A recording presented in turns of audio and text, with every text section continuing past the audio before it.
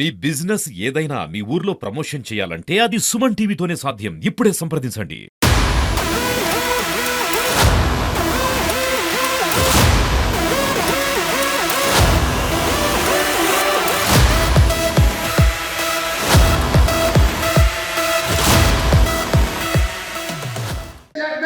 నమస్తే, welcome to Suman TV. యావత్ భారతదేశ వ్యాప్తంగా పశ్చిమ బెంగాల్ వైపే చూస్తుంది. అసలు ఏం జరిగింది పశ్చిమ బెంగాల్లో? ఎవరైతే డాక్టర్లని దేవుళ్ళలాగా పూజించే మన సమాజంలో ఆ దేవుళ్ళకే రక్షణ లేకుండా పోయిందనేది క్లియర్గా తెలుస్తూ ఉంది. పశ్చిమ బెంగాల్లోని ఏదైతే ఒక గవర్నమెంట్ హాస్పిటల్లో ఒక దుర్ఘటన అనేది జరిగింది. డాక్టర్ల పైన ఇలాంటి అమానుషమైన ఘటనలు చోటు చేయడం పట్ల చాలామంది ఆగ్రహం వ్యక్తం చేస్తూ ఉన్నారు. నిన్న ఒక పోస్ట్ చూడడం జరిగింది సోషల్ మీడియాలో, వాట్సాప్లో ఎక్కడ చూసినా గవర్నమెంట్ ఏదైతే డాక్టర్స్కి సంబంధించే పోస్టులు అనేవి వైరల్ అవుతూ ఉన్నాయి. నేను నా అఫీషియల్గా నా వాట్సాప్లో మనకు తెలిసిన రిలేటివ్స్ నుంచి కూడా ఒక పోస్టులు అనేటివి నేను చూడడం జరిగింది. డాక్టర్స్ చనిపోతే ఎవరు సపోర్ట్ చేయట్లేదు, అంటే డాక్టర్స్ చనిపోయారు కాబట్టి డాక్టర్సే రోడ్ పైకి రావాలా అనేది కూడా వాళ్ళు దిగ్భ్రాంతిని వ్యక్తం చేసిన సిచ్యువేషన్లో నేను ఆ పోస్ట్ చూసిన తర్వాత చాలా భావోద్వేగానికి అయితే గురయ్యాననేది నాకు ఈజీగా తెలిసింది. సో నిజామాబాద్ ప్రభుత్వ ఆసుపత్రికి మనం ఈరోజు వచ్చినాము. ఏదైతే ఆగస్టు 9th రోజు ఈ ఇన్సిడెంట్ జరిగింది. దాదాపు ఎర్లీ మార్నింగ్ 3 o'clock ఈ ఇన్సిడెంట్ జరిగిన తర్వాత నెక్స్ట్ డే ఏదైతే 11 గంటల ప్రాంతంలో ఈ ఇన్సిడెంట్ని బయటకు తీసుకొని వచ్చారు అనేది మనకు క్లియర్గా తెలుస్తూ ఉంది. సో ఇంతగానం కప్పిపుచ్చడానికి గల కారణాలు ఏంది అనేది కూడా చాలామందికి వైరల్ అవుతున్న న్యూస్ ఇది. యాక్చువల్లీ దాదాపు ఆగస్ట్ 9th అంటే ఈరోజు ఆగస్ట్ 17th, అంటే దాదాపు 8 నుంచి 9 రోజులు అవుతుంది ఒక డాక్టర్ చనిపోయింది. అసలు ఏం చేస్తూ ఉన్నారు, ప్రభుత్వం ఏంది, అసలు ఇండియా అసలు ఏం రెస్పాన్స్ ఇస్తుంది దీనిపైన అనేది కూడా నెట్టింట చాలామంది వైరల్ చేస్తున్న సిచ్యువేషన్ అయితే ఉంది. సో ఒకసారి జూనియర్ డాక్టర్స్కి సంబంధించి సమ్మె నిర్వర్తిస్తూ ఉన్నారు. ఇది ఒకవేళ జస్టిస్ కానీ ఒకవేళ మాకు సరైన న్యాయం జరగకపోతే మాత్రం మేము దేనికైనా తెగిస్తాము అని చెప్పేసి వాళ్ళు మాట్లాడుతూ ఉన్నారు. సో సోషల్ మీడియాలో ఎక్కడ చూసినా జస్టిస్ ఫర్ ఏదైతే పశ్చిమ బెంగాల్ జూనియర్ డాక్టర్స్ అనేది మనకి క్లియర్గా తెలుస్తుంది. ఏంది అసలు ఏం జరిగిందనే దానిపైన మాట్లాడదాం. సో మొన్న జరిగిన ఇన్సిడెంట్ గురించి చాలా బాధ అనిపిస్తుంది. సో ఒక పోస్ట్ నేను చూసిన నా వాట్సాప్లో, నాకు తెలిసిన రిలేటివ్ తను ఒక పోస్ట్ పెట్టడం జరిగింది. ఎంత బాధపడితే ఆమె అట్లా పోస్ట్ పెట్టిందంటే, ఒక డాక్టర్కి జరిగింది కాబట్టి డాక్టర్సే ఫైట్ చేస్తున్నారు, మా తరపున ఎవరు నిలవట్లేదు అని చెప్పేసి చాలామంది అంటున్నారు. సో యావత్ భారతదేశం కాదు, వరల్డ్ వైడ్గా మీరు డాక్టర్స్కి కావచ్చు, ప్రపంచంలో ఉన్న ప్రతి ఒక్కరికి ఏం చెప్పాలనుకుంటున్నారు? సుమన్ టీవీ ప్రేక్షకులకి, వీక్షిస్తున్న అందరికీ మా డాక్టర్స్ తరపున నుంచి ఒక ముఖ్యమైన రిక్వెస్ట్ ఏంటంటే, గత ఆగస్ట్ 10th నుంచి అండి భారతదేశం మొత్తము డాక్టర్స్ బయటకు వచ్చి ఈ అన్యాయాన్ని, ఈ క్రూరమైన ఇన్సిడెంట్, ఒక ఆడపిల్లకు జరిగిన ఇన్సిడెంట్ లాగానే డాక్టర్కి జరిగిన ఇన్సిడెంట్ లాగా కాదు, ఏ అన్యాయం జరిగిందని, ఆమెకు జస్టిస్ జరగాలని, దాని వెనకాల ఎవరున్నా కూడా వాళ్ళకి బయట గుంజుకొచ్చి ఉరి తీయాలని మా ఈ డిమాండ్ గత 7 రోజుల నుంచి జరుగుతుంది. ఈ 7 రోజులకి ఇప్పటికీ కొంతమందికి, ఇంకా కొంతమంది మాత్రమే తెలిసింది, అవగాహన ఉంది, ఇంకా చాలామందికి తెలియట్లేదు. ఎందుకు? ఒక నిర్భయ కేసుకి వచ్చిన అటెన్షన్, ఒక దిశ కేసుకి వచ్చిన అటెన్షన్, మా డాక్టర్ ఒక ఆడపిల్లకి అన్యాయం జరిగింది. నిర్భయ కేసు, మీకు తెలిసిన నిర్భయ కేసు కంటే ఘోరమైన క్రూరమైన ఇన్సిడెంట్ అండి ఇది. ఈ ఇన్సిడెంట్ మీ దేశం అంతా జనాలు కదిలి రావాలని మేము డిమాండ్ చేస్తున్నాము. ముఖ్యంగా ఎవరైతే NGOs ఉంటాయో, ఎవరైతే యూనియన్స్ ఉంటారో, మహిళా సంఘాలు ఉంటారో, ఎందుకు దీన్ని ఖండిస్తలేరు? ఎందుకు మీరు ఖండిస్తలేరు? ఎందుకు మీకు అవగాహన లేకనా, తెలిసి కూడా బయటికి రావట్లేదా? ఈ ఆడపిల్ల కాదా? అండ్ అన్నిటికన్నా ముఖ్యమైన గుర్తుపెట్టుకోండి, ఒక డాక్టర్ అండి, ఒక డాక్టర్ తన డ్యూటీ నిర్వహిస్తూ ఉంటాయి.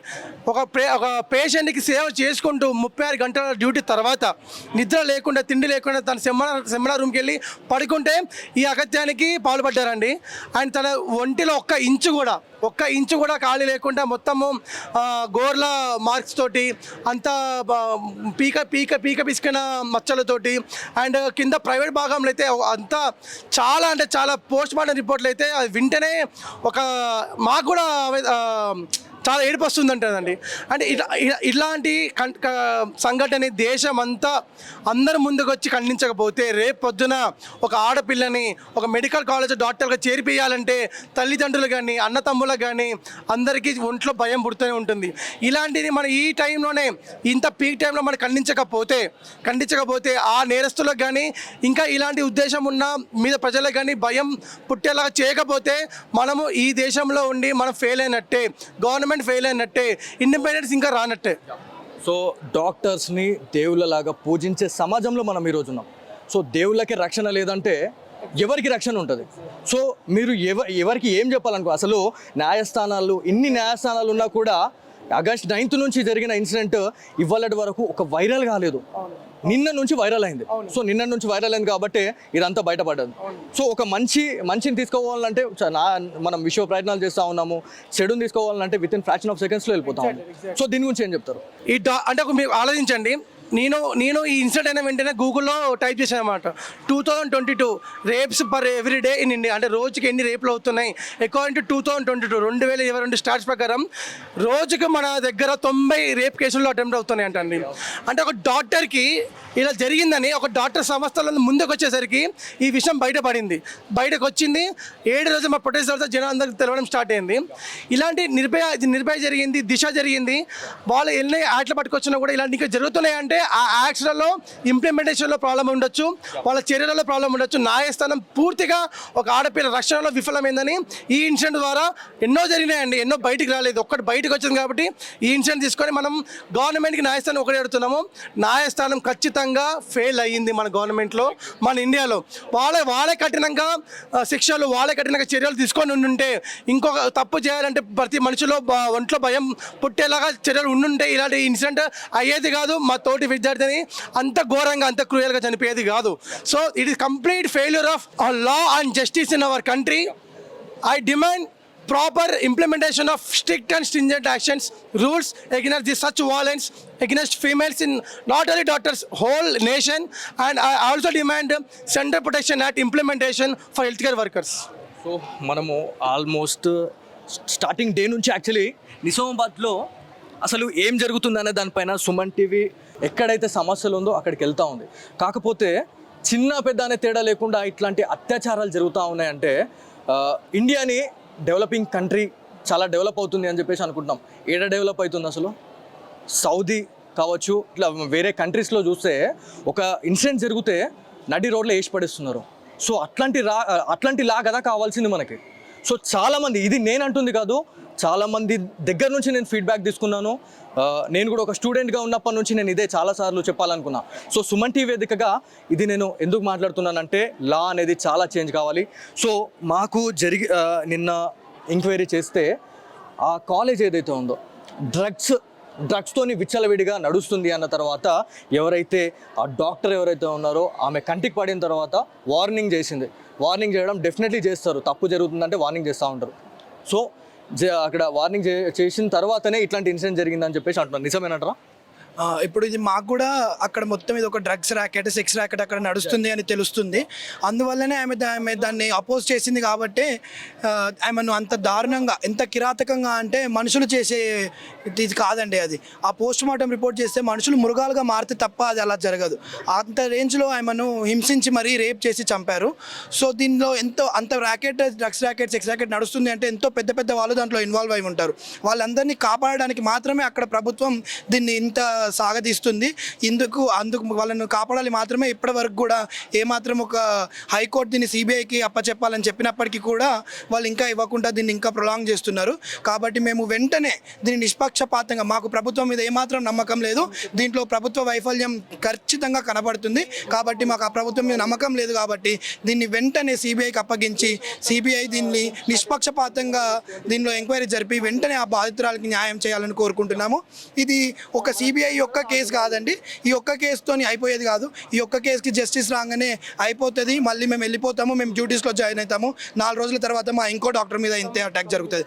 ఇట్లా కాదు.